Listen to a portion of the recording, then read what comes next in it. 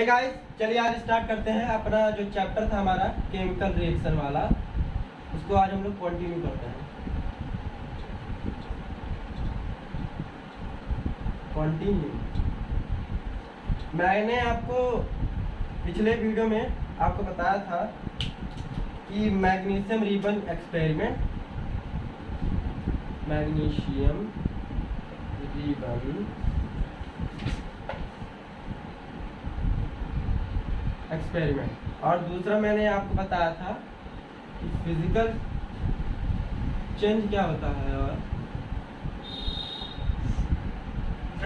Chemical. आज हम लोग इस वीडियो में बात करेंगे कि केमिकल रिएक्शन क्या होता है। ठीक है, यहाँ पर जो है केमिकल रिएक्शन क्या होता है, आज हम लोग इसके बारे में बात करेंगे। केमिकल इक्वेशन के बारे में हम लोग नेक्स्ट वीडियो में बात करेंगे। ठीक है, तो देख लो पहले केमिकल रिएक्शन।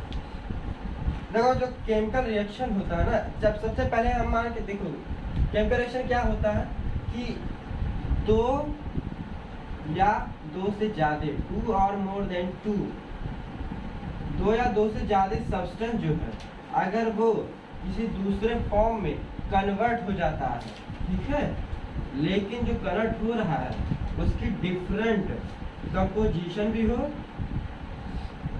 एंड प्रॉपर्टी भी डिफरेंट हो, किसके रिलेटिव में? रिएक्टेंट। किसके रिलेटिव में? टू और मोर देन सब्सटेंस जो हमारा जुड़ा है, जिससे बना है हमारा प्रोडक्ट, उसके रिलेटिव में, उसके रिलेटिव में। ठीक है, मार्क तक हम लोग कोई एक केमिकल रिएक्शन हम लोग लिख देते हैं, ठीक है, जिससे आप लोगों को समझने में आसानी हो।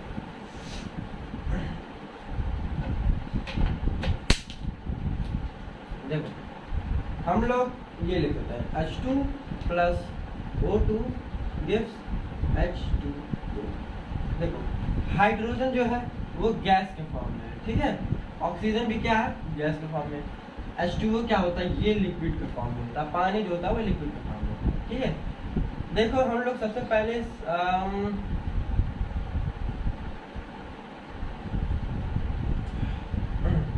देखो ये केमिकल रिएक्शन, इसमें क्या होता है? देखो ये हाइड्रोजन और ये ऑक्सीजन गैस है और यहाँ पे हमारा वाटर लिक्विड बन गया। ठीक है, तो देखो ये दोनों जो है जो इस केमिकल रिएक्शन में टेक पार्ट करती हैं, मतलब भाग लेती हैं, इन्हें हम लोग कहते हैं रिएक्टेंट। क्या कह देते हैं? रिएक्टेंट। लेकिन और रिएक्टेंट जब आपस में मिल जाते हैं, मिलने के बाद जो प्रोडक्ट बनता है या जो चीज बनता है उसे हम लोग कह देते हैं प्रोडक्ट।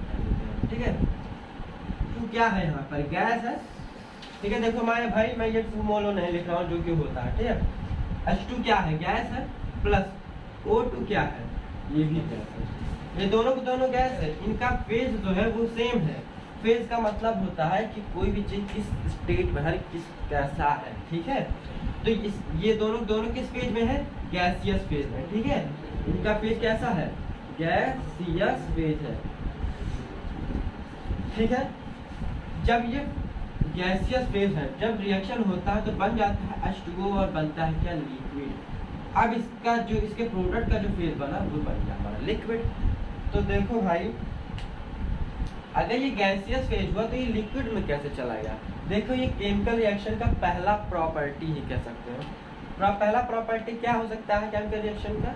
ये हो सकता है कि भाई जो भी रिएक्टेंट होगा उसका अगर फिजिकल स्टेट है, जो भी उसका फिजिकल स्टेट होगा उसका ठीक उसी का उल्टा या डिफरेंट हो सकता है। ठीक है, जैसे कि यहाँ पर गैसियस है, यहाँ पर भी गैसियस है यहाँ पर, लेकिन जो प्रोडक्ट बना वो हमारा लिक्विड बना। ये एक तरह का केमिकल रिएक्शन है। पहली प्रॉपर्टी नोट डाउन क्या है कि फिजिकल स्टेट जो होता है, फिजिकल स्टेट वो चेंज हो जाता है केमिकल रिएक्शन में। ठीक है, फिजिकल स्टेट गैसेस हो गए, जैसे यहाँ पर लिक्विड, इसी सब को हम लोग फिजिकल स्टेट कह देते हैं। ठीक है, देखो अगर प्रोडक्ट बनेगा, ठीक है, तो रिएक्टेंट जो होगा ना वो धीमे धीमे खत्म होने चलता, मतलब धीमे धीमे वो क्या करेगा? खत्म हो जाएगा। ठीक है, अब जैसे कि आपने डायनासोर वाली कहानी देखी होगी, पढ़ी भी होगी। ठीक है, थोड़ी सी बायोलॉजी में पढ़ लो। ठीक है, क्या होता है? डायनासोर बहुत करोड़ों साल पहले डायनासोर का राज था, उनका पिंड आया, गिरा, खत्म हुआ, उसके बाद तब जाकर इंसान बना। ठीक है, तो मतलब क्या है डायनासोर, डायनोसोर इस पे ध्यान मत देना, और ह्यूमन है, ठीक है। देखो डायनासोर है, और जब डायनासोर जो है मतलब डायनासोर और ह्यूमन के बीच में एक दीवार, वो कौन था? एस्टेरॉयड था। ऐसा दीवार ना, दीवार मत ही कहो, एस्टेरॉयड ह्यूमन के लिए ऐसा कह सकते मित्र ही था। नहीं आया होता तो आज ह्यूमन पैदा ही नहीं होते, पता ही नहीं चलता कि ह्यूमन क्या हुए, ठीक है। तो देखो डायनासोर जब एस्टेरॉयड धरती पर गिरा, डायनासोर क्या हुए? इसमें ये खत्म हुए, डायनासोर खत्म हुए, लाखों साल बाद तब ह्यूमन क्या हुए? बढ़ गए, नहीं तो बढ़े। अब ये मत कहने लग जाना कि ये भी केमिकल रिएक्शन, ठीक है। ये केमिकल रिएक्शन नहीं, ये नेचुरल रिएक्शन, ये नेचर करती है काम, ठीक। हालांकि ऐसा कोई टॉपिक नहीं नेचुरल रिएक्शन का, बस न जानो कि नेचर ये सब काम करती है, ठीक है। तो क्या क्या डायनासोर क्या हुआ? खत्म हो गया, डिक्रीज का काम खत्म में कर देते हैं, ठीक है। पूरा क्या हुआ? खत्म हुआ और ह्यूमन आ गए, ठीक है। यही है बायोलॉजी के हिसाब से। क्या मतलब? अगर एक चीज जाएगा तो दूसरी चीज आएगा, ठीक है ना। तो वही चीज है। अगर ठीक, तो उसी तरह क्या होता है, अगर H2 एंड O2 आपस में रिएक्ट हो रहा है और H2O मिल रहा है, तो ये प्रोडक्ट और ये है हमारा रिएक्टेंट, ये हमारा प्रोडक्ट। तो देखो जो रिएक्टेंट होता है वो रिएक्ट करके प्रोडक्ट बनाता है, हम लोग अच्छी तरह से जानते हैं, ठीक है। अब जब वो प्रोडक्ट बना लेगा तो ये रिएक्टेंट धीमे धीमे घट जाएगा। तो केमिकल रिएक्शन की एक बात देखो, पहली note, during chemical reaction, during chemical reaction, chemical reaction के दौरान क्या होता है, जो अमाउंट होती है ना, अमाउंट ऑफ रिएक्टेंट, वो क्या होता है? अमाउंट ऑफ रिएक्टेंट जो हो जाता है वो होता है डिक्रीज, और अमाउंट ऑफ प्रोडक्ट, ये क्या होता है? ये हो जाता है हमारा इंक्रीज। क्या होता है? इनक्रीज, ठीक है। देखो इंक्रीज हो जाता है, ठीक है। बस अब देखो क्या होता है, हो गया ना। अमाउंट ऑफ रिएक्टेंट जो होता है वो, अब भाई देखो, अब जैसे कि वाटर जैसे जैसे मिलेगा तैसे तैसे जो हमारा रिएक्टेंट होता है, मतलब जो हाइड्रोजन एंड ऑक्सीजन, ये धीमे धीमे खत्म हो जाएगा ना। तो इसलिए अमाउंट ऑफ रिएक्टेंट मैंने कम कर दिया, अमाउंट ऑफ प्रोडक्ट इंक्रीज कर दिया। मैंने आपको डायनासोर ह्यूमन वाली बताया था, वो भी एक एग्जाम्पल है, लेकिन केमिकल केमिस्ट्री में अगर एग्जाम्पल आया तो डायनासोर ह्यूमन वाला मत दीजिएगा, वरना नंबर कोई नहीं मिलने वाला, 0/2 मिल जाएगा, ठीक है। तो चलो अब देखो, हाँ एक चीज और जानिए, इसमें कोई भी मैटर ना ही, पहली बात तो ना ही बनता है और ना ही डिस्ट्रॉय होता है, सबसे पहली बात, ठीक है। कैसे? अगर हाइड्रोजन एंड ऑक्सीजन, ठीक है, हाइड्रोजन एंड ऑक्सीजन अगर क्या हो रहा है, अगर रिएक्ट हो रहा है, तो इसका मतलब ये नहीं है कि प्रोडक्ट में मॉलिब्डेनम और या लिथियम बेरिलियम अपने आप आ जाए, वो अपने आप नहीं आने वाला। इसका मतलब क्या है कि दूसरा चीज देखो, ड्यूरिंग ए केमिकल रिएक्शन, ये भी इम्पोर्टेंट है, ठीक है। ये जो है ये आपका law of conservation of mass है, क्या कहता है? No matter. और स्कूल में जो मैटर करते नहीं हो, गुंडागर्दी वाला, अभी मुड़िया फोड़ दे, वो मैटर के बाद नहीं करते हैं। मैटर का यहाँ पर ही होता है वस्तु, anything that can occupy space and have mass का मैटर। मार्कर है, कहीं रख दो, इतना देखो 3 तो मार्कर है, ठीक है। इतना सारा स्पेस इसने क्या किया, मतलब वॉल्यूम इसने ऑक्यूपाई किया, और इसका कुछ मास होगा, किलो में तो होगा नहीं, ग्राम में होगी, ठीक। तो वही चीज है, ये सब क्या है? मैटर, ठीक है। Anything that can occupy space and have mass का मैटर। देखो क्या, during chemical reaction no matter is created का मतलब बनता नहीं, एंड नॉर बी डिस्ट्रॉयड, ना ही कोई भी चीज बनता है, चीज का मतलब न मैटर, ना ही कोई चीज मैटर, ना ही कोई मैटर बनता है, और ना ही डिस्ट्रॉय होगा। अब बनेगा तब ना तो डिस्ट्रॉय होगा, बन करेगा तो डिस्ट्रॉय कहाँ से होगा, ठीक है। तीसरा देखो, टेम्परेचर जो होता है ना, और प्रेशर जो होता है, वो भी इस पर क्या होता है, मतलब रेट ऑफ रिएक्शन को अफेक्ट करता है, ठीक है।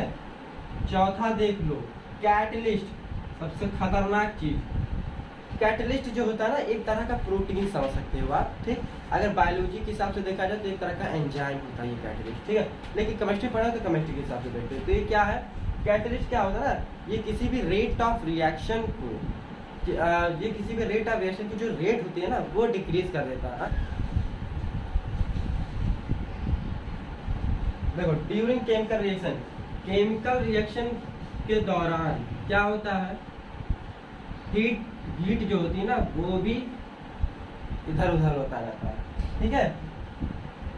तो अब देखो मेरे हिसाब से हो गया होगा। हाँ एक चीज और देखो, एक चीज मैं और बता दूं आपको, छठा क्या है कि देखो हाइड्रोजन जो होता है इसकी प्रॉपर्टी अलग होती है, नहीं हाइड्रोजन एंड ऑक्सीजन दोनों की प्रॉपर्टी एक होती है, वाटर की अलग हो जाती है। कैसे, क्यों होती है, क्योंकि केमिकल रिएक्शन होता है। हाइड्रोजन क्या करता है, हाइड्रोजन का काम क्या होता है, फायर में क्या करता है, फायर को ये क्या करता है, बढ़ावा देता है। भैया सीजन देख लो, ये भी क्या करता है, फायर होता है, ये भी फायर को और उत्सुक कर देता है कि भैया और तुम जलो, ठीक है। तो ये क्या होते हैं, ये दोनों आग लगाने के लिए काफी हैं, ठीक है। अब वो चाहे घर में हो चाहे बाहर में। अब क्या, लेकिन जो प्रोडक्ट बना हमारा बन गया लिक्विड, ठीक है। अब देखो जो वाटर है ना, अब वाटर अगर हम लोग छिड़क देंगे आग के ऊपर या किसी का लकड़ी के ऊपर जो जल रहा है, वो क्या हो जाएगा, तुरंत बुझ जाएगा। तो ये फायर को बढ़ावा नहीं देता, ये इसकी मेन प्रॉपर्टी है, ठीक है। केमिकल रिएक्शन की प्रॉपर्टीज क्या होती है, ठीक है। तो देखो पहली प्रॉपर्टी होती है केमिकल रिएक्शन की, इवोल्यूशन ऑफ गैस, ठीक है। मतलब इवोल्यूशन का मतलब होता है कि रिलीज होना, गैस का रिलीज होना। जैसे कि मान के चलो मैं ये कोई केमिकल रिएक्शन ले रहा हूँ, ZnH2SO4, ये ZnSO4 प्लस H2। अब यहाँ पर H2 क्या है, एक गैस है, और ये जो गैस है ये क्या होता है, रिलीज होगा, बाहर निकलेगा, ठीक है। ये किसमें आएगा, इवोल्यूशन ऑफ गैस में। मतलब क्या कि गैस में इवॉल्व होती है, इवॉल्व का मतलब होता है रिलीज होती है, ठीक है। चेंज ऑफ कलर दूसरा है, मतलब रिएक्टेंट का अगर कलर कुछ और होगा तो प्रोडक्ट का कलर कुछ और होगा, कलर चेंज हो जाता है। तीसरा फॉर्मेशन ऑफ प्रेसिपिटेट। देखो प्रेसिपिटेट का मतलब होता है ना सॉलिड, ठीक है, सॉलिड। देखो तो सॉलिड क्या होता है, अगर रिएक्टेंट हो रहा है, अगर कोई प्रोडक्ट बन रहा है, ठीक है, तो जो प्रोडक्ट होता है वो सॉलिड बन जाएगा, ठीक है, सॉलिड के फॉर्म में वो आ जाएगा, तो सब लोग कह देते हैं प्रेसिपिटेट, ठीक है। अभी कैसे बनता है प्रेसिपिटेट, मैं आपको टाइप्स ऑफ केमिकल रिएक्शन जब पढ़ाऊंगा तो आपको मैं बता दूंगा, ठीक है। चौथा क्या है, चेंज इन हीट। ये थोड़ा सा लंबा है, समझाने के लिए समझाना पड़ेगा क्यों ज़्यादा, उसको अभी मैं छोड़ दे रहा हूँ, ठीक है। पाँचवा चलते हैं, change in physical state. Physical state मैंने आपको पहले बता दिया, H2 था, ये भी गैस था, ऑक्सीजन था, ये भी गैस था, प्रोडक्ट जब बना तो वो लिक्विड बना, ठीक है। तो ये जो लिक्विड है, गैस है, ये क्या है, पहले गैस था अब लिक्विड बना, यही फिजिकल स्टेट का चेंजिंग हुआ, ठीक है। अब हम लोग चलते हैं चौथे वाले पे, ठीक है, चेंज इन जो हीट वाला है, ठीक है। चेंज इन हीट में दो तरह की रिएक्शंस पाए जाते हैं, ठीक है। क्या पहली रिएक्शन क्या है, वो होती है exothermic reaction. Change in heat वाले में बता रहा हूँ, ठीक है, एक्सोथर्मिक रिएक्शन, इसको हम लोग पढ़ते हैं।